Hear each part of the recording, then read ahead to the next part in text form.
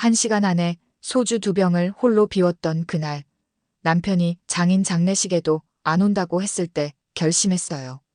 제 인생은 더 이상 남의 손에 맡기지 않겠다고. 안녕하세요.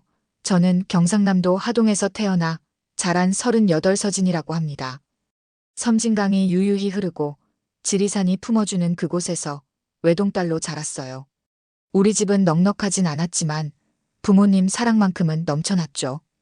특히 아버지는 저를 눈에 넣어도 안 아플 만큼 사랑하셨어요. 우리 딸, 이번에도 1등 했네. 역시 내 딸이야. 아버지는 늘 그렇게 저를 자랑스러워 하셨어요. 어머니는 말씀이 적으신 편이었지만 늘 제 뒤에서 든든한 버팀목이 되어주셨죠. 그런 부모님 덕에 저는 자신감 넘치는 아이로 자랄 수 있었어요. 고등학교 3학년 때 담임 선생님이 제 성적표를 보시더니 서울대학을 추천하셨어요. 처음에 부모님은 반대하셨죠. 서울은 너무 멀잖아. 거기 가면 우리 딸 얼굴 언제 보나. 아버지의 말씀이었어요. 하지만 선생님의 지속적인 설득과 저의 간절한 바람에 결국 허락해 주셨죠. 합격 통지서를 받던 날 아버지는 눈물을 보이지 않으려 애쓰시는 게 보였어요. 서울 생활은 처음엔 낯설고 힘들었어요. 넓은 도로와 높은 빌딩, 빠르게 걷는 사람들 사이에서 저는 시골 소녀였으니까요. 하지만 금세 적응했고 학교 생활도 열심히 했어요. 한 달에 한 번은 꼭 하동으로 내려가 부모님 얼굴을 뵙고 오곤 했죠. 대학교 2학년 때부터는 아르바이트를 시작했어요. 등록금은 장학금으로 해결했지만 생활비와 용돈을 벌기 위해서였죠. 그렇게 번 돈의 일부는 항상 부모님께 보냈어요. 넉넉한 금액은 아니었지만 효도한다는 마음이 중요하다고 생각했거든요. 딸, 이런 거 보내지 마. 너 쓸 돈도 부족할 텐데. 어머니는 항상 그렇게 말씀하셨지만 제가 보낸 돈으로 아버지 생신 때 평소 입고 싶어 하셨던 점퍼를 사드렸다는 말씀을 들었을 때 가슴이 뿌듯했어요. 대학 졸업 후에는 서울의 한 회사에 취직했어요. 작은 출판사였지만 책을 좋아하는 저에게는 딱 맞는 일이었죠. 그리고 그곳에서 민석을 만났어요. 민석은 영업부에서 일하는 3년차 직원이었어요. 처음 본 순간부터 뭔가 끌리는 게 있었죠. 키가 크고 말수가 적은 그는 조용한 카리스마가 있었어요. 회식 자리에서 처음 대화를 나눴는데 그의 지적인 대화 방식에 푹 빠져버렸죠. 서진 씨, 이번 주말에 시간 있으세요? 전시회 2장 티켓이 생겼는데. 첫 데이트는 현대미술 전시회였어요. 저는 미술의 문외한이었지만 민석은 하나하나 친절하게 설명해줬죠. 그의 넓은 지식과 따뜻한 말투에 점점 더 빠져들었어요. 1년 정도 연애를 하고 우리는 결혼을 결심했어요. 부모님은 처음에 조금 걱정하셨죠. 딸아, 사람은 오래 봐야 한다. 너무 서두르는 거 아니냐? 하지만 민석이 하동까지 내려와 정중하게 인사드리고 난 후 부모님도 마음을 여셨어요. 특히 아버지는 민석의 진중한 모습에 마음을 주신 것 같았죠. 결혼 초기 3년은 정말 행복했어요. 작은 아파트였지만 우리만의 보금자리를 꾸미는 재미가 있었고 주말이면 함께 요리를 하거나 영화를 보며 시간을 보냈죠. 1년 차에 첫째 지훈이를, 3년 차에 둘째 수아를 낳았어요.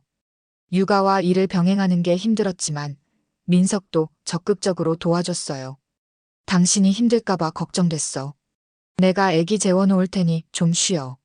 그때만 해도 민석은 그런 다정한 남편이었어요. 주말이면 아이들을 데리고 공원에 가서 놀아주고 제가 야근할 때면 집에 일찍 들어와 아이들을 챙겨주기도 했죠. 하지만 결혼 4년 차부터 뭔가 변하기 시작했어요. 처음엔 미세한 변화였어요. 퇴근 시간이 점점 늦어지고 주말에도 회사 일을 핑계로 외출하는 횟수가 늘어났죠. 가장 눈에 띄는 변화는 명절 때였어요. 결혼 초에는 설과 추석을 번갈아가며 시댁과 친정을 방문했어요. 그런데 어느 순간부터 민석은 친정 방문을 꺼리기 시작했죠. 하동은 너무 멀잖아. 애들 데리고 가기 힘들어. 그때는 그저 멀어서 그런가 보다 생각했어요. 하지만 그것이 우리 결혼 생활의 큰 균열이 될 줄은 몰랐죠. 결혼 5년 차, 추석이 다가오고 있었어요. 아이들은 이제 5살, 3살이었죠. 명절 준비로 마음이 바빴는데 민석이 불쑥 말을 꺼냈어요. 이번 추석은 우리 부모님 댁에서만 보내야 할 것 같아. 저는 의아했어요. 원래는 번갈아 가기로 했는데 이번에는 친정 차례였거든요. 왜? 이번엔 우리 부모님 뵐 차례인데 아버님이 좀 편찮으시대. 어머니가 꼭 오라고 하셨어. 그 말에 일단 수긍했지만 나중에 알고 보니 시아버지는 그저 가벼운 감기였을 뿐이었어요. 게다가 명절 이틀 전 시어머니가 전화를 걸어왔죠. 서진아, 미리 와서 음식 준비 좀 도와줘야겠다. 내일 아침에 일찍 와. 하루 종일 시댁에서 음식을 준비하고 아이들까지 돌봐야 했어요. 손은 부르트고 허리는 아팠지만 시어머니 눈치를 보며 열심히 일했죠. 민석은 거실에서 TV만 보고 있었어요. 여보, 좀 도와줄래? 남자가 부엌에서 뭘 해? 그냥 빨리 끝내. 그날 밤 친정에 전화를 드렸어요. 아버지, 죄송해요. 이번엔 못 내려갈 것 같아요. 괜찮다, 우리 딸.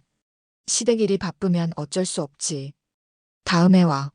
아버지의 목소리에서 서운함이 묻어났지만 이해해 주셨어요. 다음 명절에는 꼭 가겠다고 약속드렸죠. 하지만 그 약속은 지켜지지 않았어요. 다음 설날도 그 다음 추석도 시댁에서만 보냈거든요. 민석은 항상 핑계를 대었어요. 서울에서 하동까지 가는 길이 얼마나 막히는 줄 알아? 애들 데리고 어떻게 가? 회사에서 곧 중요한 프로젝트가 있어서 멀리 갈 수가 없어. 요즘 경제가 어려워서 기름값도 아끼자. 반면 시댁은 서울에서 1시간 거리였기에 매번 가야 했어요. 시어머니는 명절마다 전날부터 와서 음식 준비하라고 했고 명절 당일에는 아침 6시부터 부엌에 서야 했죠. 민석의 형제들은 다들 아내를 데리고 와서 앉아만 있었는데 시어머니는 유독 저만 부엌에 붙들어 두었어요. 우리 막내 며느리가 솜씨가 좋아서 내가 해야 맛있지. 아이들은 울고 설거지는 산더미 같고 허리는 끊어질 것 같았지만 웃으며 버텼어요. 그러면서도 마음 한편에선 친정 생각이 나서 괴로웠죠. 어느 명절 저녁이 되자 민석이 술에 취해 말했어요.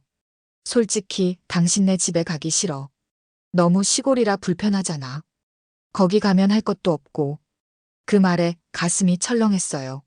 민석에게 내 부모님 댁은 그저 불편한 시골집일 뿐이었던 거예요.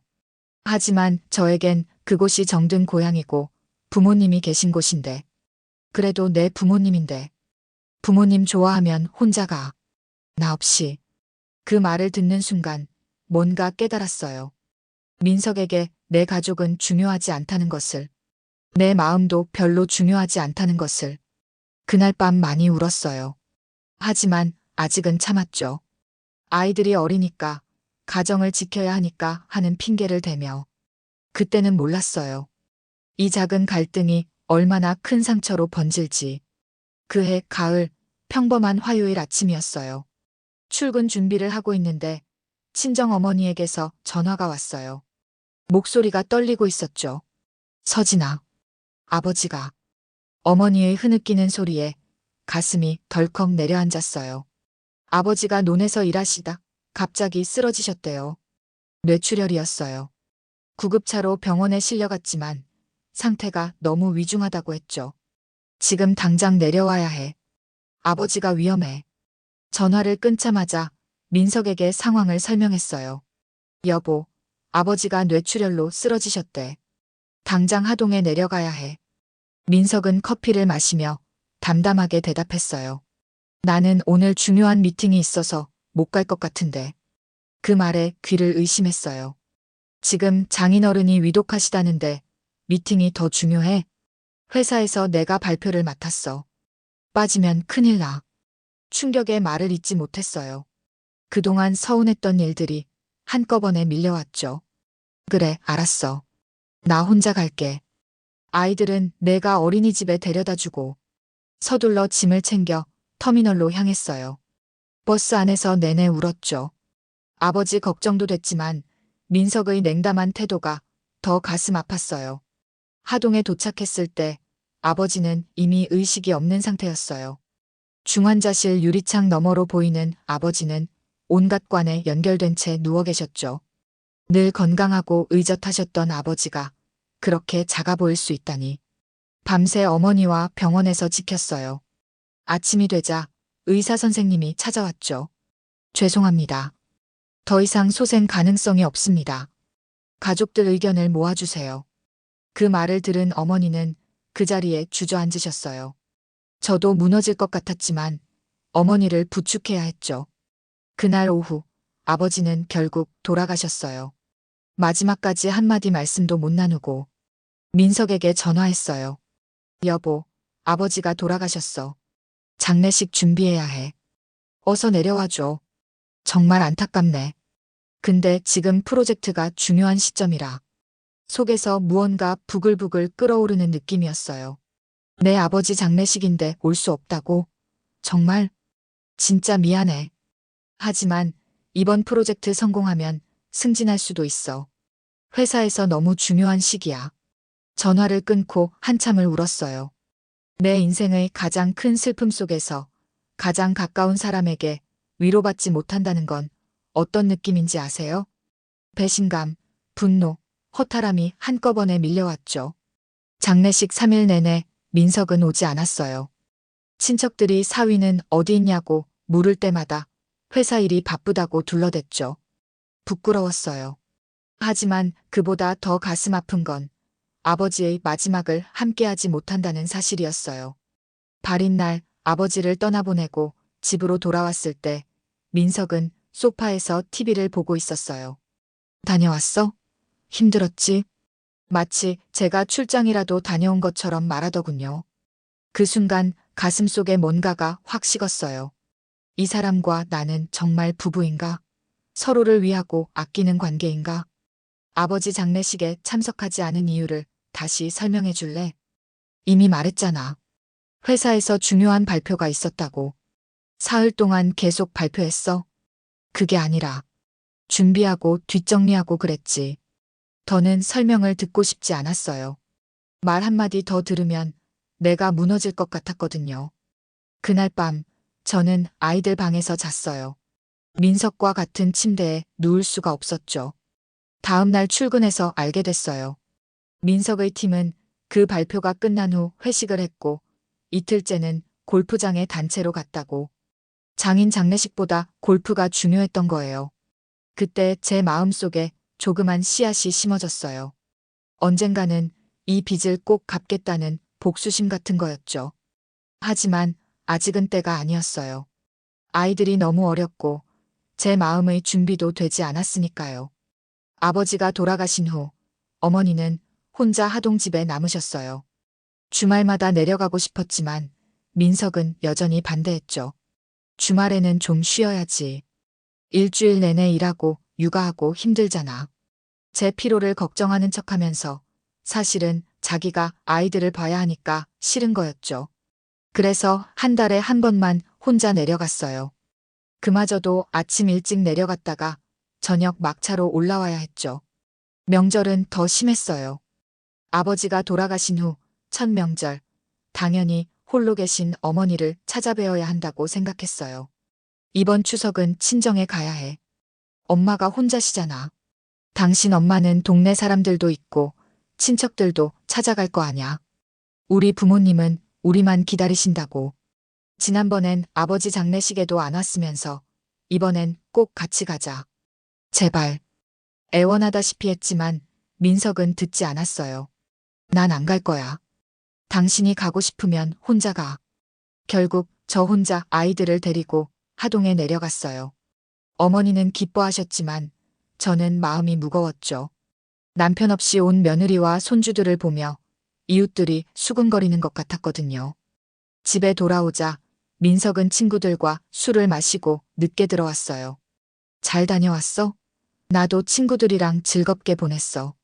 그 말에 화가 치밀었지만 아이들 때문에 참았어요. 이런 패턴은 계속 반복됐어요. 제가 친정에 가자고 하면 민석은 갖은 핑계를 대며 거부했죠. 하동은 너무 멀어. 도로가 막혀서 스트레스 받아. 주말에는 좀 쉬고 싶어. 하지만 정작 자기 친구들 모임이나 회사 행사에는 빠지지 않았어요. 골프 모임은 새벽부터 나가서 저녁까지 돌아오지 않았고, 동창회는 밤늦게까지 술 마시고 돌아왔죠. 그러면서도 하동은 너무 멀다고 했어요. 어느 날은 제가 직접 물었어요. 솔직히 말해봐. 우리 엄마가 싫은 거야? 아니면 하동이 싫은 거야? 민석은 잠시 망설이다가 대답했어요. 둘 다. 당신 엄마는 나를 좋아하지 않잖아. 그리고 하동은 너무 시골이라 심심해. 그 말이 가슴을 찔렀어요. 어머니는 단 한 번도 민석에게 나쁜 말을 한 적이 없었거든요. 오히려 사위라고 늘 좋은 음식을 챙겨주시고 아껴주셨는데. 우리 엄마가 뭘 잘못했는데? 직접적으로 뭘 한 건 없지만 나한테 불편해. 그리고 당신도 거기 가면 내 얘기만 하잖아. 더는 말이 통하지 않았어요. 민석의 마음속에는 이미 친정 불편한 곳이라는 등식이 자리 잡고 있었으니까요. 시간이 흐를수록 더 뻔뻔해졌어요. 어머니가 수술을 받으셨을 때도 저 혼자 다녀와야 했고, 어머니 생신에도 민석은 일이 바쁘다며 오지 않았죠. 반면 시부모님 생신에는 비싼 선물에 외식까지 챙겼어요. 이 불균형이 점점 제 마음을 갉아먹었어요. 매일 밤 잠들기 전 아버지가 돌아가실 때 민석이 보여준 냉담함을 떠올리며 분노가 치밀었죠. 하지만 아직도 가정을 지켜야 한다는 생각에 참고 또 참았어요. 그러다 결정적인 사건이 일어났어요. 어머니가 갑자기 쓰러지신 거예요. 평범한 화요일 오후 어머니에게서 전화가 왔어요. 서진아, 나 요즘 좀 기운이 없네. 밥도 잘 못 먹고. 평소 아픈 내색 한 번 안 하시던 어머니였기에 이상했어요. 엄마, 병원에 가보셨어요? 아니, 괜찮아. 나이 들면 다 그런 거지. 그 통화 후 일주일 동안 연락이 안 됐어요. 평소 같으면 하루에 한 번은 꼭 전화하시는 분인데. 불안한 마음에 금요일 저녁 남편에게 말했어요. 여보, 엄마한테 연락이 안 돼. 주말에 하동에 내려가 봐야겠어. 또, 한 달 전에도 갔잖아. 걱정돼서 그래. 같이 가자. 난 내일 골프 약속 있어. 미안해. 결국 토요일 아침 아이들을 데리고 혼자 하동으로 향했어요. 집에 도착하자 이상한 느낌이 들었어요. 마당에 빨래가 며칠째 널려 있는 듯했고 우편함에는 우편물이 가득했죠. 문을 열자 어머니가 소파에 누워 계셨어요. 얼굴은 창백하고 눈은 초점이 없었죠. 엄마, 괜찮으세요? 서진아, 왔구나. 미안해, 좀 피곤해서.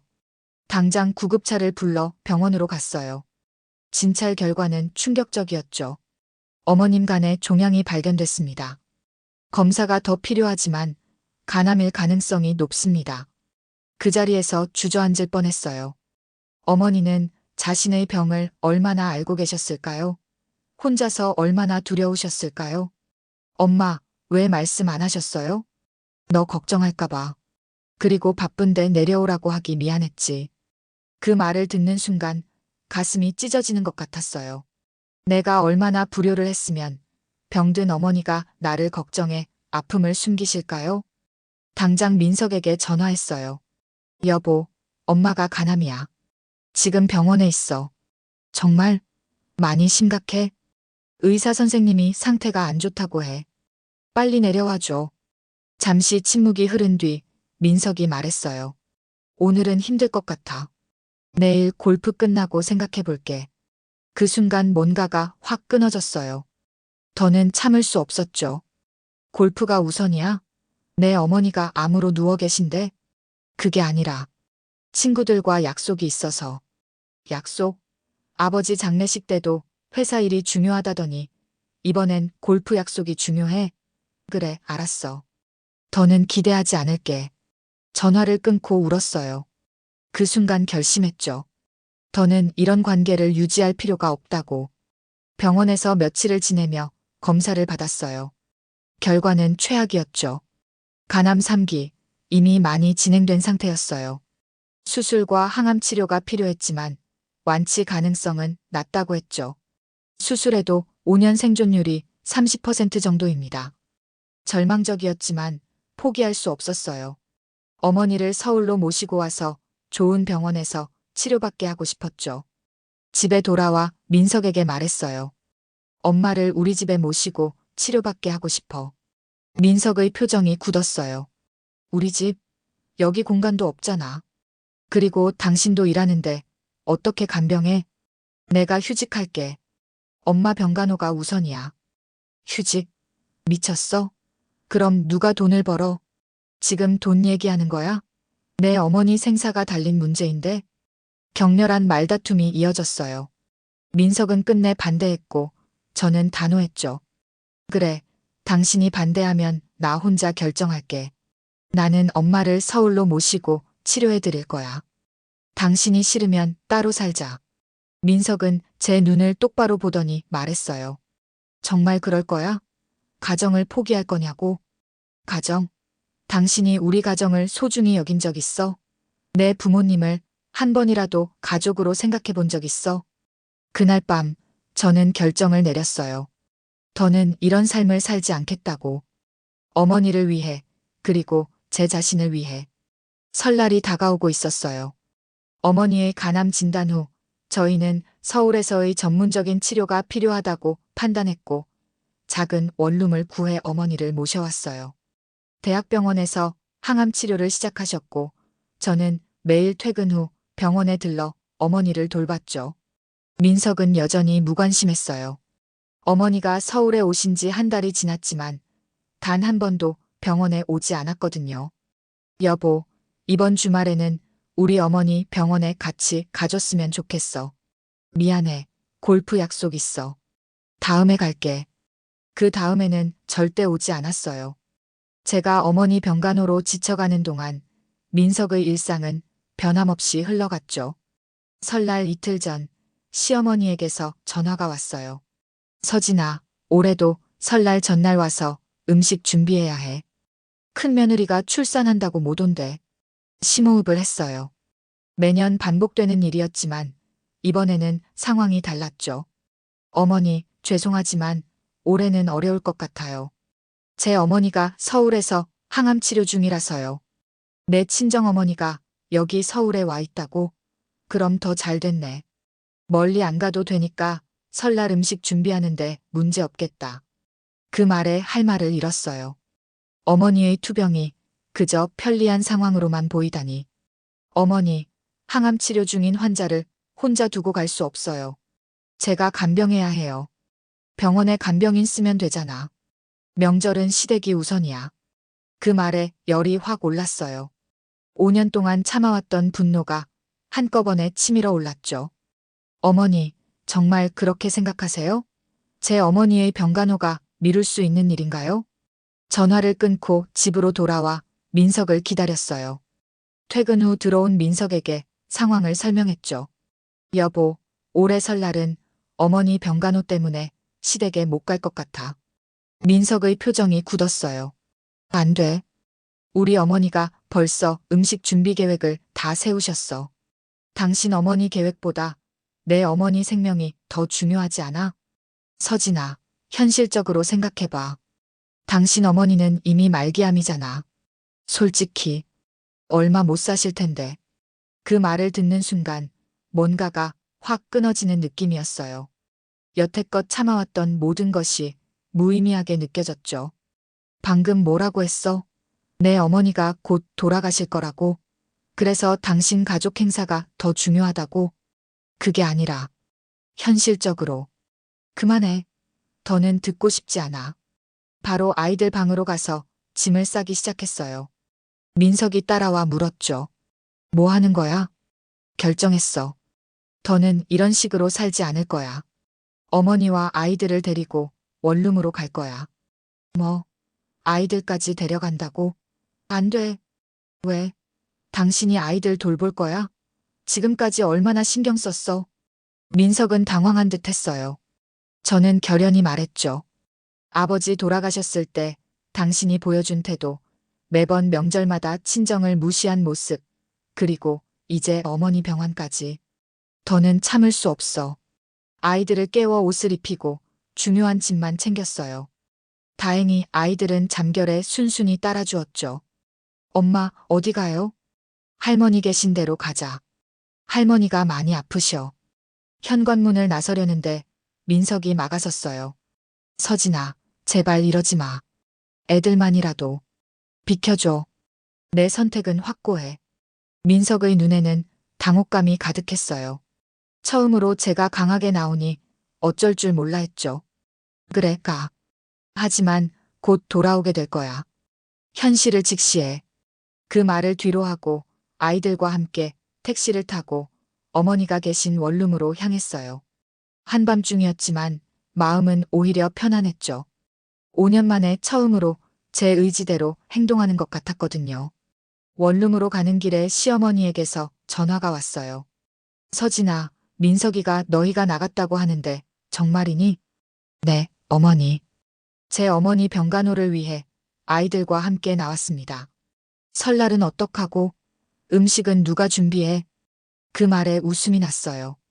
제 어머니 생사보다 명절 음식이 더 중요하다니. 어머니, 이제 저는 제 삶을 살 거예요. 남편도 시댁도 저를 가족으로 생각해주지 않았으니 저도 이제 제 진짜 가족만 챙기겠습니다. 뭐라고? 그동안 우리가 너한테 얼마나 잘해줬는데. 정말요? 제 아버지 장례식에도 오지 않은 아들을 둔 어머니가 그런 말씀을 하시네요. 죄송합니다만 더 이상 대화하고 싶지 않습니다. 전화를 끊고 택시 창밖을 바라봤어요. 서울의 밤거리가 눈물에 번져 보였지만 마음은 단단했어요. 이제 돌아갈 수 없는 강을 건넜다는 느낌이었죠. 어머니는 제가 아이들과 함께 원룸에 들어서는 모습을 보고 놀라셨어요. 서진아, 이게 무슨 일이야? 엄마, 이제 제대로 된 딸 노릇하려고요. 엄마 곁에서 병간호할게요. 눈물을 참으며 상황을 설명했어요. 어머니는 한숨을 쉬셨죠. 내가 너한테 짐이 되기 싫었는데. 엄마, 짐이 아니에요. 제가 오고 싶어서 온 거예요. 그날부터 본격적인 병간호가 시작됐어요. 좀 더 넓은 월세집을 구해 어머니와 아이들이 함께 지낼 수 있게 했죠. 대학병원에서 치료를 계속 받으면서 의사 선생님은 수술과 항암 치료를 병행하면 가능성이 있다고 했어요. 간 이식이 필요할 수도 있습니다. 가족 중 적합한 기증자가 있다면 검사해 보시는 게 좋겠습니다. 망설임 없이 자원했어요. 검사 결과 다행히 저와 어머니는 적합했죠. 이식 수술 날짜가 잡혔어요. 그 와중에 민석에게서 연락이 왔어요. 서진아, 언제 돌아올 거야? 애들은 어떻게 지내? 돌아갈 생각 없어. 변호사를 통해 이혼 서류를 보낼 거야. 이혼? 그렇게 극단적으로 나올 필요는 없잖아. 극단적? 내 아버지 장례식에도 안 오고 어머니 병환에도 무관심한 사람과 더 살 이유가 뭐야? 민석은 계속 회유했지만 제 마음은 확고했어요. 어머니 수술 전 이혼 서류를 접수했죠. 수술 당일 어머니와 마주 누워 손을 잡았어요. 서진아, 이렇게까지 할 필요 없어. 만약 잘못되면 어쩌려고. 엄마, 걱정 마세요. 우리 잘 될 거예요. 엄마가 저를 위해 희생하신 것처럼 이번엔 제가 엄마를 위해 이 정도는 할 수 있어요. 수술은 8시간이나 걸렸지만 성공적이었어요. 회복 과정도 순조로웠죠. 어머니의 상태는 점차 나아졌고 암세포도 줄어들었어요. 이혼 절차는 생각보다 순탄치 않았어요. 민석은 재산 분할과 양육권 문제로 계속 분쟁을 일으켰죠. 하지만 제 의지는 확고했어요. 1년의 법적 다툼 끝에 결국 이혼이 성립됐고 아이들 양육권도 얻었어요. 그때 기적 같은 일이 일어났어요. 하동에 있는 어머니 명의의 작은 땅이 재개발 지역으로 지정된 거예요. 아버지가 오래전에 사놓고 별 가치 없다고 생각했던 그 땅이었죠. 서진아, 부동산에서 연락이 왔어. 우리 땅이 재개발 지역에 포함됐대. 처음엔 믿기지 않았어요. 조사해보니 정말이었죠. 생각보다 큰 보상금을 받게 됐어요. 이 돈으로 서울에 작은 아파트를 마련하고 나머지는 어머니 치료비와 아이들 교육비로 쓰기로 했죠. 서진아, 이 돈은 내 아버지가 너희 미래를 위해 남겨준 거야. 어머니 말씀이 가슴에 와닿았어요. 아버지는 돌아가셨지만 마지막까지 저희를 지켜주신 거죠. 어머니의 건강이 많이 회복되고 경제적으로도 안정되자 저는 출판사 경력을 살려 재택근무가 가능한 일을 시작했어요. 아이들은 새 학교에 적응해 갔고 우리 삶은 서서히 안정을 찾아갔죠. 가끔 민석과 시댁 생각이 날 때도 있어요. 민석은 이혼 후에야 자신의 잘못을 깨달은 듯 했지만 이미 늦었죠. 제 마음속 상처는 너무 깊었으니까요. 하지만 후회는 없어요. 이제는 더 이상 경제적 걱정 없이 어머니와 아이들을 돌볼 수 있게 되었으니까요. 엄마, 오늘 저녁 뭐 해드릴까요? 회복 중인 어머니가 거실에서 아이들과 보드게임을 하며 웃으세요. 너 하고 싶은 대로 해. 이제 내 인생은 내가 결정하는 거야. 맞아요. 내 인생은 내가 지키는 거예요. 이제 더 이상 누구의 허락도 눈치도 보지 않을 거예요. 힘든 시간도 있었지만 그것이 지금의 행복을 가져다 주었어요. 어머니, 아이들, 그리고 저. 우리는 서로를 지키며 진정한 가족으로 살아가고 있어요. 이것이 진짜 행복이 아닐까요? 오늘의 이야기는 여기까지입니다. 여러분의 구독과 좋아요는 영상 제작에 큰 힘이 됩니다. 구독과 좋아요 부탁드립니다.